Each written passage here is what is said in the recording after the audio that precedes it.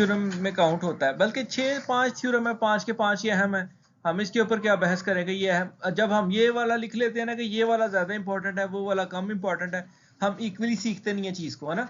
हम फोकस अपना जो है उसको डिवाइड करना, उसको भरने की बजाय हम एक पे ज्यादा दे देते हैं, एक पे देते ही नहीं। पेपर के बीच में जाओ तो चाहे वो चीज आ जाए जिसको कभी किसी ने इंपॉर्टेंट कहा ही नहीं, तो आपका तो साल जाया हो गया ना। और अब आपके एक बार जो 10वीं में नंबर लग जाने, वो दोबारा तो नहीं ना चेंज होने, आपने फिर उसको सारी जिंदगी लेके चलना है वैसे ही। इसलिए हर चीज को अच्छा सीख के जाएं। आप काबिल हो, कल को आप किसी को पढ़ाएं, किसी को बताएं कुछ, तो आपको पता हो। तो मैं आपके लिए पढ़ देता हूं एक बार थ्योरम। थ्योरम की स्टेटमेंट को पढ़ के समझना ही सारी गेम है, और इसमें कुछ भी नहीं है। वो कहता है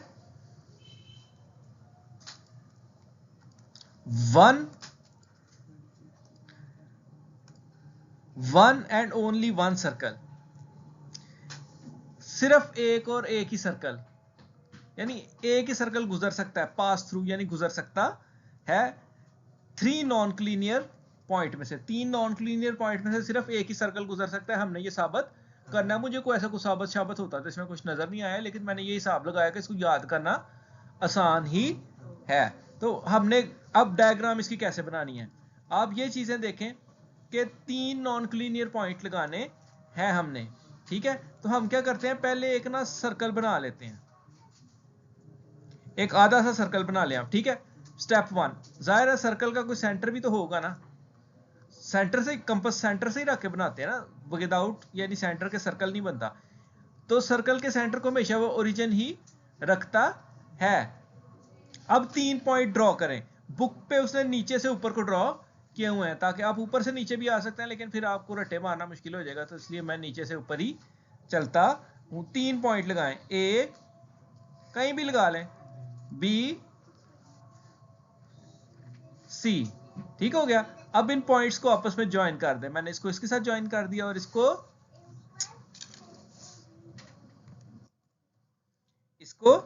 हमारा क्यों नहीं सही चल रहा, इसको इसके साथ ज्वाइन कर दिया। ये काम हो गया हमारा। एक बार फिर बना देता हूं। एक आधा सा सर्कल बनाएं, उसका सेंटर लगाएं, इसके ऊपर 3 पॉइंट लगाएं, 1 2 3। 3 ही क्यों लगा रहे हैं, उसने कहा था 3 नॉन क्लीनियर पॉइंट। इनको नाम दे दें A B C.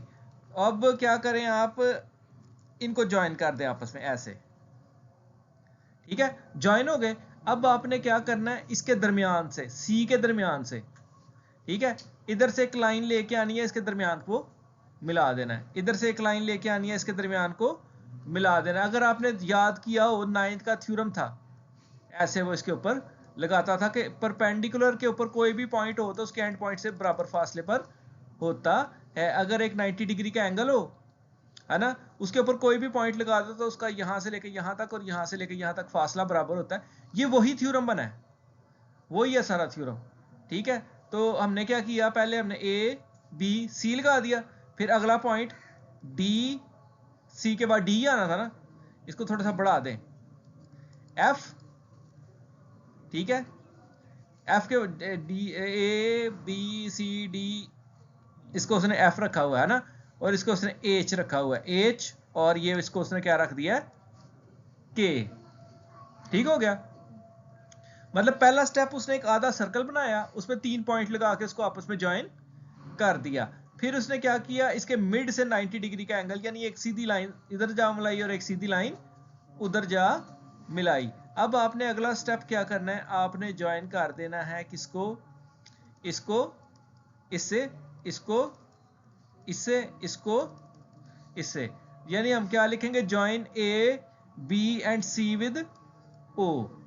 A B और सी को भी हमने किससे ज्वाइन कर दिया, ओ से। इस तरह की ये एक शक्ल बन गई, 2 बन गई, है ना।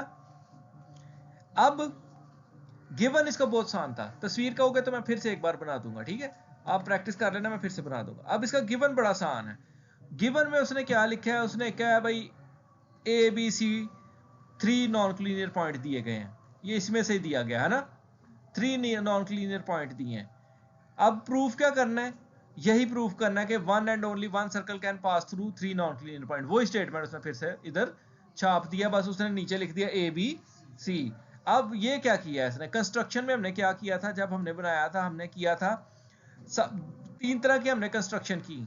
एक डी एफ, ये जो डी और एफ परपेंडिकुलर ड्रॉ किया था हमने ए बी पे, है ना, डी एफ परपेंडिकुलर ड्रॉ किया, डी एफ परपेंडिकुलर ड्रॉ किया, ड्रॉ यानी यहां पे आप लिखें draw d f perpendicular to bisect a b. यही स्टेटमेंट बदल के उसकी लिख देनी है, एच के पर draw h k perpendicular to bisect b c. इतनी सी बात हमारी हो गई। अब हमने कुछ भी नहीं किया, join A B and C with O, हमारी कंस्ट्रक्शन भी हो गई। अब आ जाए, वो कहता है देखें हमने 9th में सीखा था कि अगर एक राइट बाइसेक्टर हो एक परपेंडिकुलर पे, कोई भी पॉइंट हो वो अपने एंड पॉइंट से बराबर फासले पर होता है। यानी अगर ये 90 डिग्री का है ना, इसके ऊपर कोई भी पॉइंट हो राइट बाइसेक्टर है ये, ठीक है, यानी बिल्कुल इसके मिडल में है और ये 90 डिग्री का एंगल है। सपोज ये पॉइंट है, ये ए है और ये बी है, ए से लेके यहां तक का डिस्टेंस और यहां से लेके यहां तक का डिस्टेंस बराबर होता है। देखें उसने क्या, every point on d F, यानी इस डी एफ के ऊपर, ये पूरी लाइन के ऊपर कोई भी पॉइंट होगा वो ए और बी से इक्वल डिस्टेंस पर होगा, चाहे आप ए से इधर चले जाएं चाहे उधर से इधर आ जाएं, बराबर ही होंगे वो। यही बात वो अगले पे कहता है कि एच के ऊपर कोई भी पॉइंट होगा तो वो बी ओ और सी ओ से बराबर फासले पर होगा। अब देखो every point on d f is equi distance from a b, रट्टा मारने की जरूरत ही नहीं है। क्यों? D f is perpendicular bisector, construction की थी हमने खुद ही, परपेंडिकुलर बाइसेक्टर हमने खुद ही कंस्ट्रक्शन की थी, हमने कंस्ट्रक्शन में लिखा भी था ये।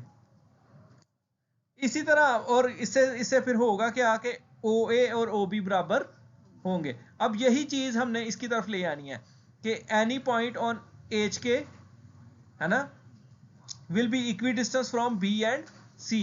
उसका रीजन भी वही लिखेंगे कि H K is bisector of this and that, और उससे में क्या साबित हो जाएगा कि यहां से लेकर यहां तक का डिस्टेंस और यहां से लेकर यहां तक का डिस्टेंस बराबर होगा। अब देखें ए ओ बराबर है, इधर गौर कर लें बस, ए ओ बराबर है किसके, बी ओ के, यानी ये और ये बराबर हो गए, और बी ओ बराबर किसके है, सी ओ के। आगे कोई जा रहे हैं ना, ये एक ट्राइंगल हो गई, ये इनके ये वाली जो बी ओ है ना, ये दोनों की एक ही कॉमन वॉल है। ए ओ बराबर है बी ओ के, यानी अगर इसकी बात करें तो ए ओ बराबर है बी ओ के, जब इसकी बात करें तो बी ओ बराबर है सी ओ के। अब यानी बी ओ और बराबर है, तो अगर ए ओ 5 है तो बी ओ भी 5 है, ये 5 है तो फिर ये भी 5 है, मतलब ए ओ बी ओ और सी ओ तीनों लाइंस ही बराबर है और ये एक ही पॉइंट से गुजर रही हैं जो कि क्या है, ओ। आगे उसने यही एफिशिएंसी मारी हुई है। Now O is the only point common to D F and H की where equidistance A B C, ठीक है। सो ओ ए ओ बी और ओ सी बराबर हुए। हाउएवर आगे बस उसने लिखा हुआ है कि ये इक्वी डिस्टेंस होंगे। बड़ा आसान सा थ्योरम है याद करने के हिसाब से, अगर आप उसको याद करते हैं, बस थोड़ी सी आपको ट्रिक्स चाहिए या थोड़ी सी एक्सप्लेनेशन चाहिए ताकि आपको याद करना आसान हो जाए। वैसे तो हम याद करने पे फोकस नहीं करते, लेकिन आप लोग समझते कोई भी नहीं है अभी, बाद में फिर आप अपनी मर्जी करके रट्टे ही लगाते हैं, तो थोड़ा सा रट्टे आपके आसान कर देते हैं, ठीक है। अब मेरा बेटा फिर से एक बार मैं तस्वीर बना देता हूँ थ्योरम को पढ़ के, ताकि आपको तस्वीर बनाना है, तस्वीर अगर गलत बन गई तो आप तो गए, ठीक है। अब मेरे पास चूंकि पूरा ही सर्कल बनता है, आप आधा बना लीजिएगा, मैं पूरा ही सर्कल बना रहा हूं क्योंकि मेरे पास आधे सर्कल की ऑप्शन नहीं आती। मैंने इसका सेंटर लगा लिया, ठीक है। अब यहां से मैं लगा लेता हूं पॉइंट ए, ये लगा लेता हूं बी, ये लगा लेता हूं सी। ये आगे पीछे हो सकते हैं पॉइंट को, मसला नहीं है, वो आप जरा जगह छोड़ के लगाना तो सामने ही लगाना। अब हमने क्या किया था, हमने किया था जॉइंट कंस्ट्रक्शन में ए को बी के साथ और बी को, फिर हमने क्या किया था, डी एफ परपेंडिकुलर ड्रॉ किया था, परपेंडिकुलर बाइसेक्टर ड्रॉ किया था डी एफ जो कि ए बी के ऊपर है, ए बी सी डी। फिर यहाँ पे डी आना ना, ई नहीं उसने लिखा, एफ लिख लिया, आप ई लिख लेना, ठीक है। नहीं लिखना तो फिर जो उसने लिखा है। और इसी तरह परपेंडिकुलर बाइसेक्टर ड्रॉ करेंगे इसके ऊपर। 27 चाय पकड़ के ला मेरा पुत्र। ये आपका आ गया एच और के, ठीक हो गया। अगला काम हमने क्या करना है, अगला सौखा ही था कि इसको बी ए बी और सी को किससे ज्वाइन कर दें, ओ के साथ। आपकी तस्वीर बन गई। अब उसने क्या गिवन में, और three non collinear point a B c are given है ना। कंस्ट्रक्शन में हमने क्या प्रूफ क्या करना है, one and only one circle can pass through three non collinear point that are A B and C. उसके बाद हमने क्या किया, कंस्ट्रक्शन हमने क्या की, हमने क्या कि डी एफ, इधर से शुरू करते हैं ना, d f perpendicular, d f perpendicular draw, इधर लिखना है ड्रॉ, खुद की है ना, draw d f perpendicular to bisect, bisect का मतलब आधा करना, बाइसेक्ट किस लाइन को बाइसेक्ट करने के लिए, ए बी, ठीक हो गया। और उसने कुछ नहीं लिखा। इसी तरह draw h k perpendicular to bisect b सी, ठीक हो गया। अब वो उसने यहाँ पे लिखा है यानी ये दोनों पैरेलल नहीं है, इसलिए एक दूसरे को काट रही हैं एक पॉइंट के ऊपर जो कि ओ है। अब अगले स्टेप में वो 9th वाले थ्योरम को थोड़ा सा याद करा के कहता है कि कोई भी पॉइंट परपेंडिकुलर बाइसेक्ट पे हो तो वो अपने एंड पॉइंट से बराबर फासले पर होता है। तो ये वही केस बन गया ना, डीएफ परपेंडिकुलर बाइसेक्टर था, तो इसके ऊपर कोई भी पॉइंट जो कि अभी हमारा ओ है वो इस पे और इससे बराबर फासले पर होगा, यानी वो ए से यहां तक और बी से यहां तक का डिस्टेंस बराबर होगा। अब वही केस आ गए, एच के ऊपर भी कोई भी पॉइंट बी सी से बी ओ से सी ओ तक बराबर होगा। अब यहां से साबित हो गया कि ए ओ और बी ओ बराबर है। अब बी ओ और बी सी यानी सी ओ भी बराबर है, इसका मतलब यानी ये तीनों लाइन बराबर है और ये सिर्फ ओ से गुजर रही है, इसके अलावा कोई और पॉइंट नहीं है जिसमें से ये सारे गुजर रहे हैं। So has proved one and only one circle can pass through three non collinear points. एक ही सर्कल इसमें से गुजर सकता है और कोई सर्कल इनमें से नहीं गुजर सकता। बहुत इजी है, इसको थोड़ा सा आप समझ के याद कर लें अगर आपने याद ही करना है, क्योंकि किधर हम अब टाइम लगाएं समझा के आपको, और कितना को समझाएं। तेन दुनिया लभदी फिर रही है पुत्र, तेरिया सुनिया ने क्लिपां चल रही ने किते वीडियो वैब कैम ते हैं, खबर मिली है मुझे खसूसी। चलें जी अगले थ्योरम पे आ जाएं। दूसरा तो मैंने करवा दिया था ना, इसके जो अगले वाला है, ये वाला नहीं था कराया, इससे अगले वाला मैंने कराया था। अच्छा वो इसके साथ पूरा हो जाएगा क्योंकि ये भी तकरीबन वही है। वो कहता है अ स्ट्रेट लाइन, एक सीधी लाइन ड्रॉ की जाए सेंटर ऑफ द सर्कल से किसी कॉर्ड को आधा करने के लिए। एक स्ट्रेट लाइन सर्कल से ड्रॉ की जाए किसी कॉर्ड को आधा करने के लिए, तो वो कहता है वो 90 परपेंडिकुलर होगी कॉर्ड के साथ, यानी इसका और इसका आपस में 90 डिग्री का रिलेशन होगा। अब उसने किया क्या, उसने एक सर्कल लिया, मैं सेंटर लगा देता हूं इसके ऊपर है ना, ये हमने सेंटर लगा लिया, सपोज ये हमारा सेंटर आ रहा है। अब दो लाइंस ले लेते हैं, एक तो पहले कॉर्ड लगा लेते हैं ना, ये हमने कॉर्ड लगा दी, ठीक है। अब इसके ऊपर एक सीधी लाइन लगानी है जो इसके एग्जैक्टली मिड में आए, है ना, इसको बाइसेक्ट जो करना है उसे, तो एक लाइन हम यहां से सीधी लगा लेते हैं, मेरे ख्याल से ये बाइसेक्ट ही कर रही है। अब पेंसिल ले लेते हैं। अब आपने क्या करना है, ये ओ है, कॉर्ड को नाम दे दें ए, और यहां पे दे लेता हूं मैं ए और बी। आधी तो आपकी डायग्राम पूरी हो गई, क्योंकि ये इसने को हमने आधा किया है, मिड कर दिया, तो आप इसको एम रख लें। क्या रख लें, एम। अब ज्वाइन कर दें ओ को ए के साथ ताकि दो ट्राइंगल्स बन जाए, इसको बी के साथ। ये कंस्ट्रक्शन है हमारी, ठीक है। अब और इसको नाम दे दें एंगल 1 और एंगल 2, क्योंकि बाद में हमने इसको साबित जो करना है कि ये 90 डिग्री का, तो इसको कोई नाम देंगे तो सवाल में बुलाएंगे ना इसको, इसका कोई नाम ही नहीं होगा तो बुलाएंगे कैसे। अब देखिए अब आपके पास क्या आ जाता है, m is mid point of chord a b. Given क्या है, दिया क्या गया है हमें, एम दिया गया है जो कि मिड पॉइंट है कॉर्ड ए बी का, इतना सा उसने बताया। Where a b is not diameter, ये भी उसने ऊपर लिख दिया था, a b is not diameter, कहीं से याद करके नहीं आना। प्रूव हमने क्या करना है कि जो हमने ये लगाई है ओ एम, जो हमने ओ एम लगाई है वो परपेंडिकुलर है किसके ऊपर, ए बी के ऊपर, यही उसने कहा होगा, देख लेना। O m is perpendicular to chord a b, इतनी सी बात है। कंस्ट्रक्शन में मैंने क्या किया, join o with a and o with b और गिव नेम एंगल 1 एंड 2, तो आपकी तस्वीर भी बन गई, गिवन भी हो गया, कंस्ट्रक्शन भी हो गई, टू प्रूव भी हो गया, 4 नंबर आपने सीधे कर लिए। अब मेरा बेटा आगे आ जाए, हमने ना ये साबित करना है कि ये दो ट्राइंगल बराबर हैं। हमने साबित क्या करना है, ये दोनों ट्राइंगल बराबर है। कौन सी, ए एम ओ और बी एम ओ।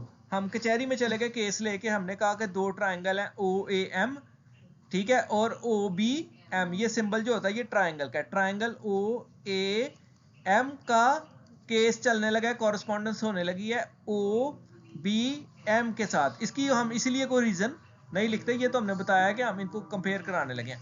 अब हमने एक देखें, हमने देखा कि एक डेफिनेशन सीखी थी हमने सर्कल की। Circle is set of point that are equi distance from centre. Circle के ऊपर जितने भी पॉइंट्स हैं, सर्कल के ऊपर जितने मर्जी पॉइंट लगा लें आप। सपोज ये सर्कल है ना, इसका कोई सेंटर होगा, ये इसका सेंटर आ गया। सर्कल के ऊपर जितने भी पॉइंट हो, जितने भी पॉइंट लगा लें, वो अपने सेंटर से बराबर फासले पर होते हैं। तो यही केस यहां पे भी नहीं अप्लाई होगा कि ओ से लेके ए तक का और ओ से लेके बी तक का डिस्टेंस एक ही होगा, क्योंकि ये रेडियस है। सर्कल के सेंटर से लेके बाउंड्री तक का डिस्टेंस सेम होता है पूरे सर्कल में। तो यानी ओ से ए तक और ओ से बी तक का डिस्टेंस बराबर है। हम पहली चवल यही मारेंगे, ठीक है। हम जज साहब को बताएंगे, जज साहब मेजरमेंट ऑफ ओ ए बराबर है मेजरमेंट ऑफ ओ बी। वो कहते हैं ट्विंकल एक अच्छा सबूत पेश करो क्यों इक्वल है। ट्विंकल बताती है कि ये दोनों एक ही सर्कल के रेडियस है। जज साहब कहते हैं अच्छा ठीक है। फिर यानी रेडियस क्या होता है, distance from centre to the boundary.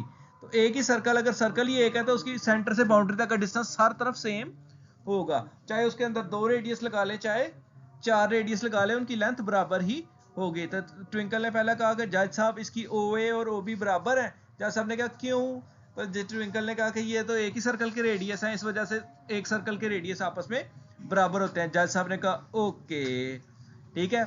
उसके बाद वो कहता है ए एम, यानी उसने कहा था ना कि इस लाइन ने इसको मिड किया है, यानी ये भी अगर 6 थी तो ये 3 और 3 रह गई। तो उसने खुद ही कहा था, हमने तो नहीं ना कहा। तो ट्विंकल ने कहा कि जज साहब ए एम और बी एम बराबर हैं। जज साहब ने क्या वजह, उन्होंने क्या तो साहब पे क्या सी गिवन था, ठीक हो गया। तीसरी बात ओ एम, ये दोनों की ये वाली वॉल बराबर है। देखो ना, इस कमरे ये एक कमरा ये है, एक कमरा ये है। अभी जो इनकी मिडल में वॉल है इसकी भी वही है और उसकी भी वही है, तो ये तो दोनों की कॉमन वॉल है, तो बराबर ही होगी ना दोनों की। ऐसे कैसे हो सकता है, इसकी ये वाली वॉल बड़ी है और उसकी वो वाली वॉल छोटी है। तो ये जो मिडल वाली वॉल है ओ एम और ओ एम बराबर है। तो उन्होंने कहा क्यों, उन्होंने कहा दो में दी है, एक कॉमन है ये, तो ये बराबर है। उन्होंने कहा ओके।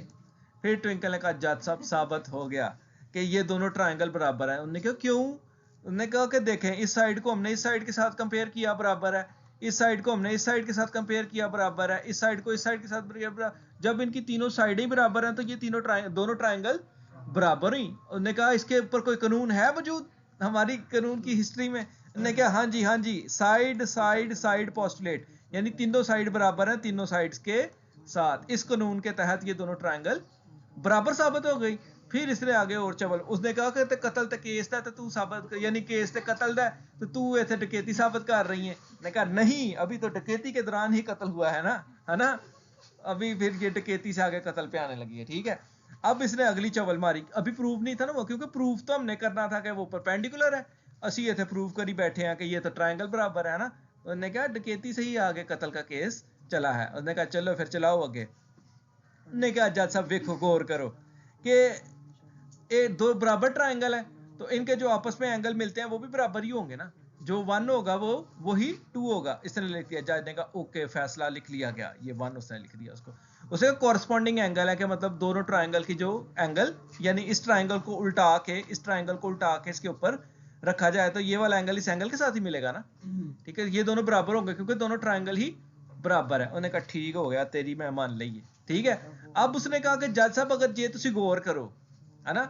उन्होंने क्या गौर करो, उन्होंने कहा अगर आप एंगल 1 और एंगल 2 को मिला दो तो ये एक सीधी लाइन बन जाता है ना। एंगल 1 और एंगल 2 को मिला दो तो ये एक सीधी लाइन बन जाता है। कैसे, अभी आपको अजीब लग रहा होगा, देखें ये सीधी लाइन पे एंगल आ गया ना।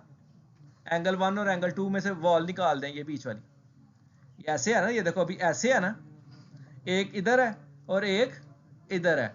मैथ्स में सीधी लाइन के ऊपर जितने भी एंगल हो उनका सम 180 होता है। मैथ्स में सीधी लाइन के ऊपर जितने भी एंगल हो उनका सम कितना होता है, वो उसका रीजन क्या होता है, देखो ना एक सर्कल लगाया, ठीक है, तो आपने इसमें से एक लाइन गुजारी, आधा सर्कल ऊपर रह गया आधा सर्कल नीचे, तो सेमी सर्कल 180, पूरा सर्कल 360 का होता है, आधा सर्कल जो होता है वो 180 का होता है।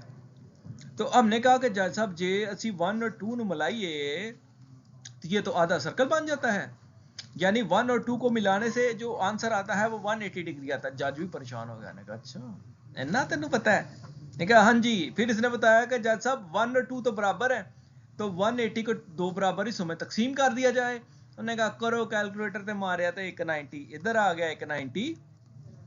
मैथ्स में जो 90 डिग्री होता है वो परपेंडिकुलर होता है। पास ने क्या अगो बंदे ने मजामत की थी तो उन्हें गोली मार देती थे, मार के ने कहा जा तेरी मैं मान ली, तू सही है ना। मैं कहा चलो ਤੁਹਾਡੀ मान ਲੈਨੇ ਆ, तो OM कहते हो तुसी ते मान लेने OM परपेंडिकुलर है AB के ऊपर। वो क्यों आ गई, क्योंकि ये एंगल 1 और 2 जो है वो 90 डिग्री का हो गया ना, 90 डिग्री। दोनों हमने पहले साबित की कि दोनों ट्रायंगल बराबर है, ट्रायंगल बराबर साबित करेंगे तो हम उसको कहेंगे ना 1 और 2 बराबर है, ठीक है। फिर हमने अगर इस चवल मारे के वेको गौर करो, ट्रायंगल जो 1 और 2 है वो तो स्ट्रेट लाइन एंगल है, सीधी लाइन के ऊपर। सीधी लाइन पे अगर 5 भी एंगल हो तो उनको प्लस करो 180 ही आंसर आएगा। ये एक छोटा सा लॉ है ज्योमेट्री का, है ना, कि sum of the straight line angle always equal to 180 degree, जिसको वो सप्लीमेंट्री एंगल भी लिखता है। आप अपने ये भी लिख सकते हो सीधी लाइन वाले एंगल ने तो इन्होंने सम 180 ही होता है। अब 180 हो गया, समझ हमें पता लग गया कि 1 और 2 को मिलाएंगे तो 180 आएगा। अब 180 को दो बराबर हिस्सों में तकसीम करना पड़ेगा, क्योंकि 1 और 2 दोनों बराबर है। हमने दो बराबर हिस्सों में तकसीम किया, 90 इत्थे आ गया 90 उत्थे आ गया, साबित हो गया कि ये 90 डिग्री का एंगल है। 90 डिग्री का एंगल हो तो वो परपेंडिकुलर होता है। ये वाला थ्योरम तो बड़ा मजेदार था। वो अगला भी इसी का कजन है, वो भी यही है, बस वो ये कह रहा है कि अब परपेंडिकुलर है, आप साबित कर देंगे ये AM से लेके BM तक का डिस्टेंस बराबर है। देखे सेम टू सेम वही कंस्ट्रक्शन वही चीज, हम इस पे कंफ्यूज हो जाते हैं। आप कंफ्यूज ना हो, आप यहां पर देखें उसमें और इसमें क्या फर्क था। उसने क्या है, परपेंडिकुलर फ्रॉम द सेंटर, अब परपेंडिकुलर ड्रॉ किया गया है ना, मतलब यहां पर 90 डिग्री का एंगल दे दिया गया है। Perpendicular drawn from the circle bisect the chord, इस कॉर्ड को आधा करता है। साबित हमने ये करना है कि AM और BM बराबर है। अभी साबित कर लेते हैं। केस ले गए, वही ट्रायंगल थी, है ना। अब उसने कहा कि एंगल, ये देखें इसको लिखने की देखें, इसने पहले जाकर हम सोखी चवल भी मार सकते हैं, ये उसकी वाली चवलें भी मार सकते हैं, उस वाले थ्योरम की दो चवलें हम पहले मार सकते हैं कि जज साहब OM बराबर है, क्योंकि ये कॉमन है, देखो ना दोनों की ये इकट्ठी वाल है। ये वाली भी चवल मार सकते हैं, OA और OB बराबर है रेडियाई ऑफ सेम सर्कल, ये उसी का था, है ना। फिर हम बताते हैं कि जैसा भी ये वाला एंगल और ये वाला एंगल भी बराबर है, क्योंकि उसने खुद दिया है कि ये 90 डिग्री है। तो ये देखो उसने थोड़ा सा ऊपर नीचे कहा, उसने कहा ये 90 डिग्री है। इसको लिखा कैसे है उसने, देखो एंगल, ये सिंबल किसका है, एंगल का। एंगल को लिखेंगे कैसे, AMO। जो एंगल की बात कर रहे होते हैं उसको हमेशा सेंटर में लिखा जाता है। ये बड़ा टाइम ला के आप ही सीखी है ना, सानू तो नहीं सिखाते स्कूल, है ना। वो ऐसे ही बताई जाते थे, बड़े तमाशे कर करके ये सीखा है। कुछ किताबों में ऊपर कैप लगाते हैं, कुछ पे कुछ करते हैं, कुछ पे कुछ करते हैं, ठीक है। ये दो एंगल बनता है two rays with common end point, है ना। हमने डेफिनेशन सीखी थी जो आपने बिल्कुल नहीं सीखी 7वें चैप्टर में, definition two rays with common end point form an angle. एक बाजू ये हो गया, एक बाजू ये हो गया, सपोज ये A है, ये O है और ये B है, तो हम क्या करते हैं, एंगल को ऐसे लिखते हैं AOB। बाजुओं को देखो AMO, तो BMO या OMB भी आप लिख सकते हो, कोई इशू नहीं, लेकिन M सेंटर में ही आएगा, इसलिए उसने लिखा measurement, M for measurement, angle. ये भी अक्सर आप लिखते वक्त भूल जाते हैं क्योंकि आपने रटा होता है, ये कुछ भी नहीं है। ये उसने लिखा है मेजरमेंट, यानी उसकी लंबाई। मेजरमेंट किसकी लंबाई, लाइन है कि एंगल है, एंगल की मेजरमेंट। एंगल कौन सा एंगल, AMO, है ना। AMO बराबर है, तो ज्योमेट्री में कॉन्ग्रुएंसी का सिंबल लगाते हैं, ये कॉन्ग्रुएंसी का सिंबल है, MCQ भी आता है। एंगल BMO यही उसने लिखा हुआ है, और ये कितने डिग्री का है, 90 डिग्री का। दूसरी उसने कहा जैसा साहब OA और OB बराबर है रेडियाई ऑफ सेम सर्कल, पिछली दफा भी यही चवल मारी थी हमने, है ना। उसके बाद उसने कहा OM और OM बराबर है, क्योंकि ये दोनों की कॉमन वॉल है। अब इसने कहा कि जज साहब दोवें ट्रायंगल बराबर ने। जज साहब ने कहा पिछली बार तो मैं तेरी मान ली सी, उनको सही मैनू रीजन दस क्यों बराबर है। इसने फिर किताबें खोली थोड़ी सी कानून की, और इसने कहा जज साहब अगर दो राइट एंगल ट्रायंगल का मुआवजा कराया जाए, दो राइट एंगल ट्रायंगल्स का, राइट एंगल ट्रायंगल ये क्यों थी, क्योंकि ये 90 डिग्री थी। हो जा बंद, क्योंकि ये 90 डिग्री थी। जब दो 90 डिग्री दो राइट एंगल ट्रायंगल का मुआवजा कराया जाए तो दोनों की इसकी ये वाली साइड और ये वाली साइड बराबर थी ना इनकी, क्योंकि ये कॉमन थी OM, है ना। और ये वाली साइड और ये वाली साइड भी बराबर थी। जब इसको बोलते हैं परपेंडिकुलर, यानी हमने पाइथागोरस थ्योरम सीखा था 9th क्लास में, राइट एंगल ट्रायंगल में इसको बोलते थे हम परपेंडिकुलर, इसको बोलते थे बेस, इसको बोलते थे हाइपोटेनस। तो राइट एंगल ट्रायंगल का कानून है कि अगर हाइपोटेनस और कोई एक साइड, दो ट्रायंगल का कंपैरिजन कराएं राइट एंगल ट्रायंगल में, हाइपोटेनस और उनमें से कोई एक कॉरस्पॉन्डिंग साइड से मुराद ये वाली इसके साथ, ये नहीं कि ये वाली इसके साथ, जो साइडें, मतलब कॉरस्पॉन्डेंस का मतलब क्या होता है देखें। अगर मेरे पास ट्रायंगल की शेप आती है तो मैं फिर आपको उस पर गाइड कर देता हूँ क्या होता है। ये भी बड़ा एक अजीब सा कन्फ्यूजन है। अगर मेरे पास ट्रायंगल यहाँ पर आ जाती है, पता नहीं मैंने कभी इस पर लगाई नहीं, मोर पे आते हैं, कुछ ना कुछ तो निकल ही आएगा। मोर शेप्स आ रहा है मेरे ख्याल से, आती है लेकिन मुझे पता नहीं कितों आती है। शेप तो कोई नहीं हुई है मुझे, चलो नहीं ये ऐसे बना देगा, इसको बन गई है ना। चलो क्लोज करो, एंड चुको इथों। अब इसकी कॉपी बन जाए सही, Ctrl+C Ctrl+V बन गई है ना। ये अब मुंह उस तरफ कैसे करेगी, उसको ऐसे करूंगा तो वो साइज छिड़ जाएगा ना इसका, नहीं किया उसने, है ना। अब देखो कॉरस्पॉन्डेंस का मतलब क्या है, इसको सीधा करके मैं इसके ऊपर रखता हूं, फिट करता हूं, है ना। देखें ये अगर A है, ये B है, और ये C है, ये D है, ये E है, और ये F है। अब मैं इसको उठा के इसके ऊपर रखता हूं तो AB कॉरस्पॉन्डेंस करेगी FD के साथ, ये वाली साइड कॉरस्पॉन्डेंस करेगी EF के साथ, और ये वाली साइड कॉरस्पॉन्डेंस करेगी इसके साथ। यानी ये इसके ऊपर सीधी करके फिट करें तो जो सी साइड जिसके साथ मैच कर जाएगी वो कॉरस्पॉन्डिंग साइड होती है। अब ये वो उसके ऊपर अलाउ नहीं कर रहा, मुझे सॉफ्टवेयर कोई और खोलना पड़ना है, तो और खोल लेने हैं, ऐसी कितना दूर जाना है।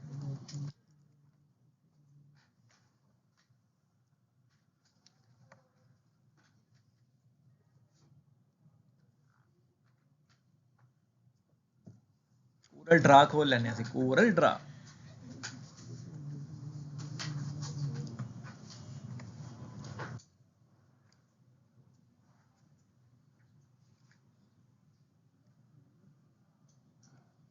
कॉमन शेप्स,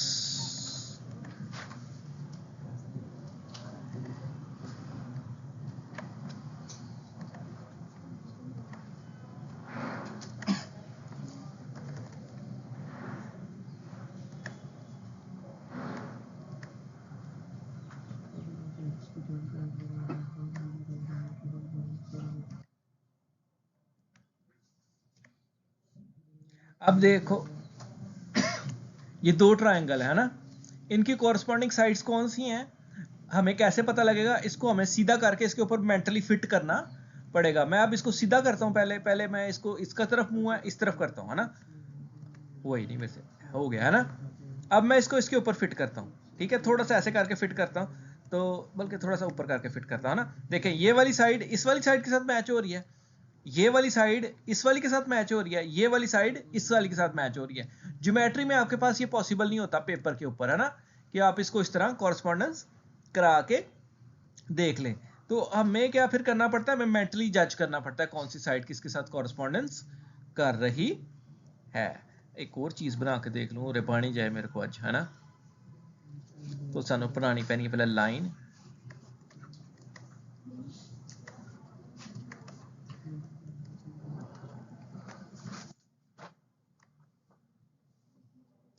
वेखी जा हुण की बनन लगा इत्थे।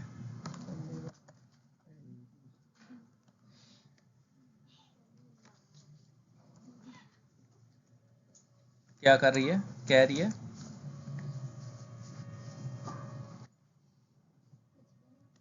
कुछ तो तुमने बोला है, तेरी जुर्रत इतनी।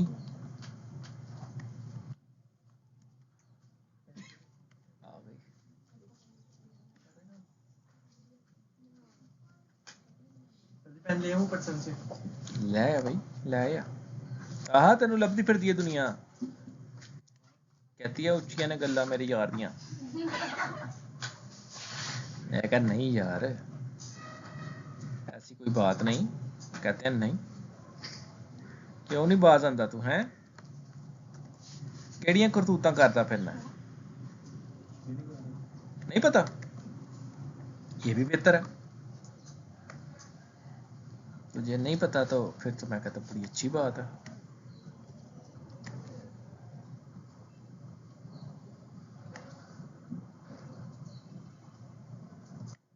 मुझे पता लगा शान भी उस मामलात में मुलव्वस है तेरे साथ, हैं? नहीं पता? जी कहाँ से पता लगा?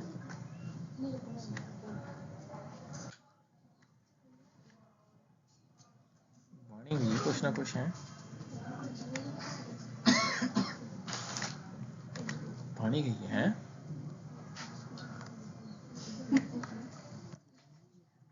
आगे पढ़ाएंगे अब इसी को। चले भाई चले, ये आपका रह गया था। अब हमने ये तो साबित कर लिया कि जब भी किसी राइट एंगल ट्राइंगल में हाइपोटेनस है ना, और कोई एक साइड हाइपोटेनस या इसी कोई एक लेग बराबर हो तो वो ट्राइंगल बराबर होती है। हमने यही उसने कहा है कि हाइपोटेनस और एक साइड बराबर है, इस वजह से ये ट्राइंगल। अब जब ये दोनों ट्राइंगल ही बराबर है तो ये की तीसरी साइड भी डेफिनेटली फिर बराबर ही साबित हो गया। AM एंड BM भी बराबर है क्योंकि वो corresponding side of two congruent triangle. अब होपफुली आपका 3 थ्योरम हो गए हैं। अभी आप इसको बैठ जाएं और आज ही आज आपने इसको सीख के तो खत्म करना है।